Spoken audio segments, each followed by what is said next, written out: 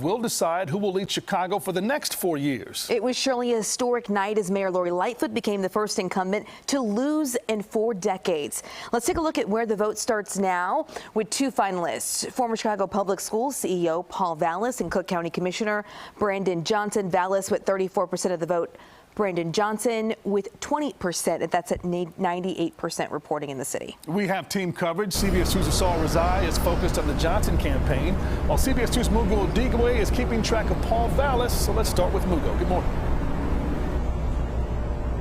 Yeah, good morning, guys. So polls showed Paul Vallas as the front runner, and last night he led the way with about 34% of the vote. It is a huge win, and it means he is now one step closer to becoming the next mayor of Chicago. And in his speech last night, Vallas touted his experience, including as budget director for Mayor Richard M. Daley, and then as chief executive officer of the Chicago Public Schools, and also in running the school system in Philadelphia and rebuilding the school system in New Orleans. Vallas has been backed by the right-leaning Chicago Fraternal Order of Police and has said the city needs to take the handcuffs off officers by easing restrictions on police foot pursuits and vehicle chases. In fact, his campaign was centered around public safety, something he once again echoed last night.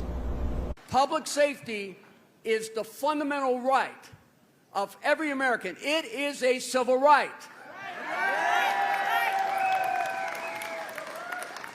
And it is the principal responsibility of government.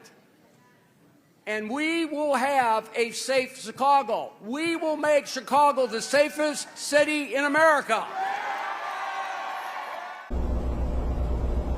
His campaign says the next plan is to announce upcoming endorsements and also events that will happen in the next few days. We're live in the West Loop. Mugo Odigwe, CBS 2 News. All right, Mugo. Thank you. Let's send it over to CBS 2's Asal Razai with the Johnson campaign.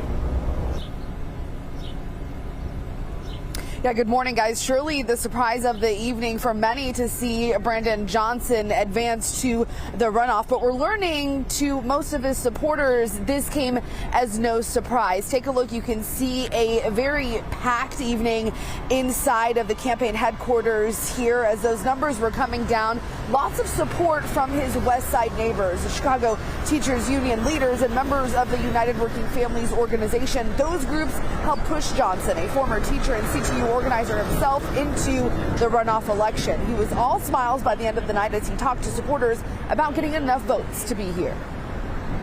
A few months ago, they said they didn't know who I was. Well, if you didn't know, now you know. Now, Johnson says he is raising his family on the west side of the city and says that he knows about the disinvestment that many neighborhoods in Chicago are facing, saying it's a tale of 2 cities, something he hopes to change as mayor.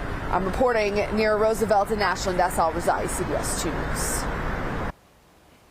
Now, Johnson said he had plans to be a mayor for everyone, even if they didn't support him in yesterday's election. He joined us earlier this morning, and we asked him how he plans to get the backing of everyone in the city for the runoff. I'm going to move all around the city of Chicago and bring our message of hope and campaign off of the dreams and hopes and the desires of the people of Chicago. The politics of old that have left families behind and the type of politics that plays to fear and intimidation. We're going to retire that structure and that system. And I'm grateful to have a multicultural, multi-generational movement that has put me in this position. Well, we also invited Paul Vallas to speak with us live on air this morning, but he was not available.